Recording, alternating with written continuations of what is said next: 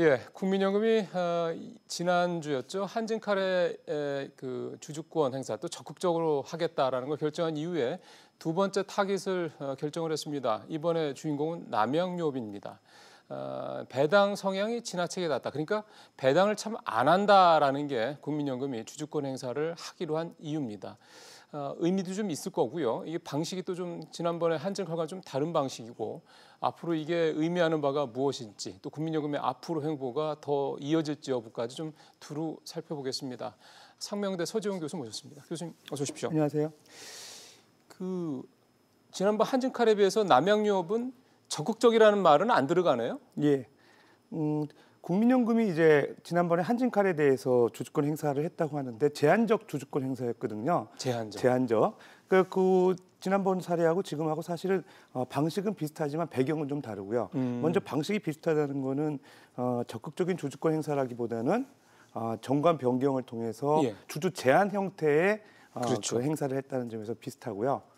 특히 이제 한진칼 같은 경우는 당초에 경영권 참여 목적을 밝힌 상황에서 소위 말해서 이제 그 경영권 참여가 됐을 때 과거 이제 그 매매 차익을 얻었던 10% 룰에 의해서 그 얻은 매매 차익을 반환해야 된다는 그런 제한 요건 때문에 대한항공이요. 예, 대한항공. 그래서 약간 주춤하면서 뒤로 물러서면서 제한적 주주 제한이라는 그 명분을 제시했고 정관 변경을 요구를 했거든요. 네. 예를 들어서 임원이 횡령이나 배임의 어떤 형을 확정받았을 때 결혼으로 인정한다는 그런 내용을 정관에 이제 포함하는 그런 식으로 이제 제한적 주주 제한이라는 방식으로 이제 약간 뒷걸음친 경향이 있었고요. 그렇게라도 그건 예. 조양호 회장을 직접 타깃한 예. 건 맞지 않습니까? 예. 근데 요번은 조금 다릅니다. 한진칼하고 남양유업 틀린 건 남양유업 같은 경우는 과거부터 이제 저배당 기업으로 이제 리스트에 올라 있었거든요. 그러니까 국민연금 입장에서 봤을 때. 국민연금 입장에서 너무 이제 배당을 적게 하는 기업으로 실적도 좋지 않은 데다가 어떤 그 오너가 이런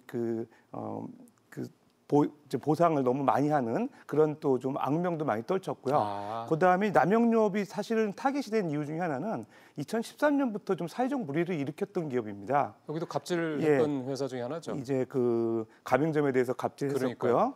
그다음에 또 이런 그 자사에서 만들어낸 제품에 이물질이 나와서 소비자 어떤 신뢰도가 많이 떨어졌던 맞습니다. 기업들이고요. 그래서 2013년부터 그런 것들 때문에 사실 실적이 2013년 같은 경우는 경영 적자가 한 500억 정도, 455억 정도 예. 있었던 걸로 보여지는데 그럼에도 불구하고 계속 이런 홍원식 그 회장의 어떤 보수는 계속 상승하면서 비판을 많이 받았었죠. 회사는 적자인데 오너의 소득은 더 늘어난다. 예. 뭐 이거를 좋아할 다른 주주는 없겠죠.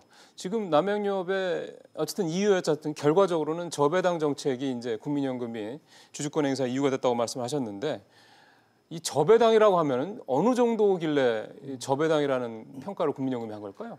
저배당이 사실 업종별로 다르거든요. 그러겠죠. 업종별로 다른데 보통 우리나라의 그 유가증권 상장 기업들의 평균 작년 그 배당률이 33.8% 정도 됩니다. 그러니까 33.8%요? 한 34% 되는데 거기 한 17% 정도가 남양유업이 배당을 했다고 해요. 그럼 절반 정도거든요. 예. 근데 뭐 과거보다는 좀 개선됐죠. 2016, 17년도에는 뭐 2%, 3%밖에 안 됐다가 예. 17%면 많이 개선이 됐음에도 불구하고 우리나라 전체적으로 이제 상장 기업들의 배당률이 올라간 거에 비해서는 아직 못 미친다는 판단을 한 것 같습니다. 지금 저희가 준비한 표에는 배당 성향이 나오거든요. 예.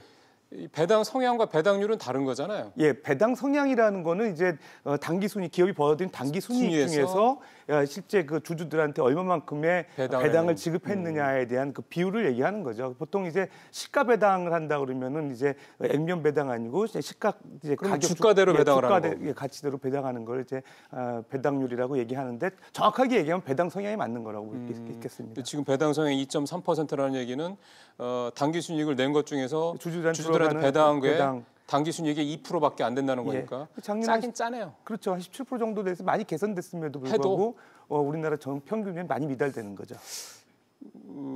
평균 배당률도 절반밖에 안 되고 배당 성향은 2%밖에 안 되고 만약에 그렇게 해서 주주들한테 배당도 덜 하는 대신 본인 즉 오너도 배당을 덜 가져가면 상관없는데 본인의 뭐 급여라든가 이런 부분들은 배당은 똑같이 줘야 되니까 못 받는 대신 급여를 올리는 방식으로 해서 결국은 오너는 더 많이 가져갔다 이런 얘기 되는데. 근데 좀 약간 특이한 게 있습니다. 예를 들어서 당초에는 사실 남양 유업보다는요 그런 최근에 이제 어떤 오너의 또 뭐 갑질 문제라든가 네. 그다음에 또 기업 규모에서 좀 큰 기업들 뭐 특정하게 제가 말씀드려도 될지 모르겠는데 대림산업 같은 경우도 많이 이슈에 올랐었거든요. 거기도 뭐 갑질 얘기도 네. 있었고요. 근데 제가 볼 때는 이게 차이가 나는 게 그 국민연금이 가지고 있는 지분율에 좀 차이가 있는 것 같아요. 그러니까 남양유업 같은 경우는 지금 한 6% 정도 6% 지분 갖고 정도예요. 있고요.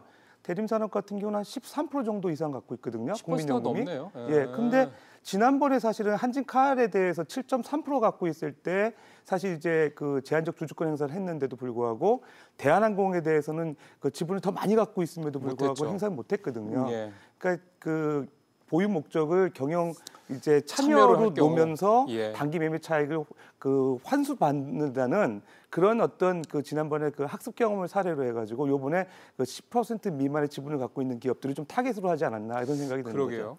거죠. 지금 공통된 거는 대림기업도 그렇고 대한항공도 그렇고 10% 넘는 기업들이고 예. 그다음에 두 군데 타겟된데 즉 한진칼하고 남양유업은 10%에 못 미치는 데인데 예.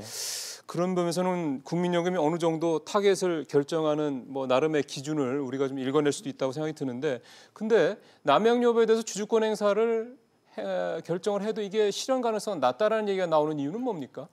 일단 지분을 그 오너 홍원식 회장의 지분이 51%가 넘고요. 아, 그다음에 예. 이제 국민연금이 이제 6% 조금 그렇죠. 넘는 아까 말씀하신 수준이거든요. 게. 예. 이제 거기다가 이번에 주주 제한을 하게 되면 그 특별 결의 사항이 돼서 정관 사실 변경을 요구한 거거든요. 예. 배당을 이제 정책을 심의하는 그 위원회를 이사와는 별도로 그 위원회를 이제 구성해 달라는 정관 변경 요청 사항이거든요. 주주 네. 제한.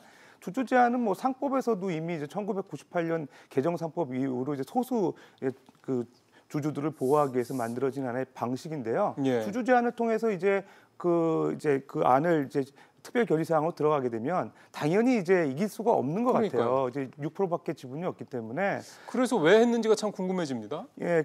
뭐 명목적으로는 이제 사회적인 경각심을 고취시키고 그다음에 이제 국민연금이라는 큰 기관 투자자가 이런 어떤 제한적이지만 주주권 행사를 했을 때 네. 소액 주주들이 뭐 동참해서 어떤 그런 남양유업에 대해서 경영권에 좀 어떤 그런 경각심을 고취시키는 네. 그런 효과가 있었다고 이제 명목적으로 말씀하고 있는데요.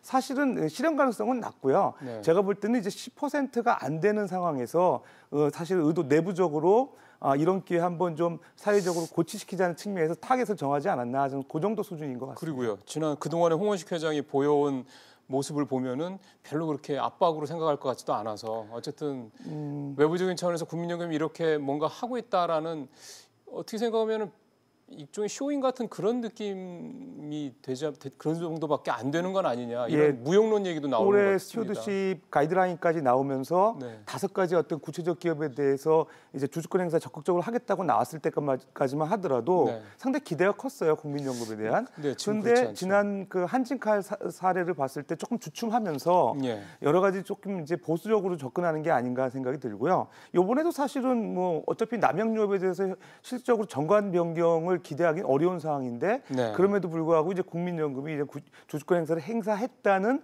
어떤 그런 보도가 조금 해당 기업에 자극이 되지 않을까 정도로 기대하는 거 아닌가 해서 조금 기대한 것보다는 못 미칠 가능성이 있습니다. 그러니까요. 근데 별로 자극이 될 것 같지 않아서 홍 회장이 그동안 보여온 모습을 보면 예. 또 지분이 워낙에 또 50%가 넘으면 차이가 사실은 높기 때문에. 게임이 안 되는 거니까요. 예. 알겠습니다. 국민연금 관련해서 어쨌든 모습이 나타나는데 처음에 당초 생각했던 보여줬던 어떤 결기에 비해서는 가면 갈수록 예, 좀 뒤로 퇴색해지는 물러서는 것 듯한 같습니다. 그런 느낌이 지울 수가 없다는 말씀까지 듣겠습니다. 오늘 말씀 잘 들었습니다, 교수님. 예, 감사합니다. 예.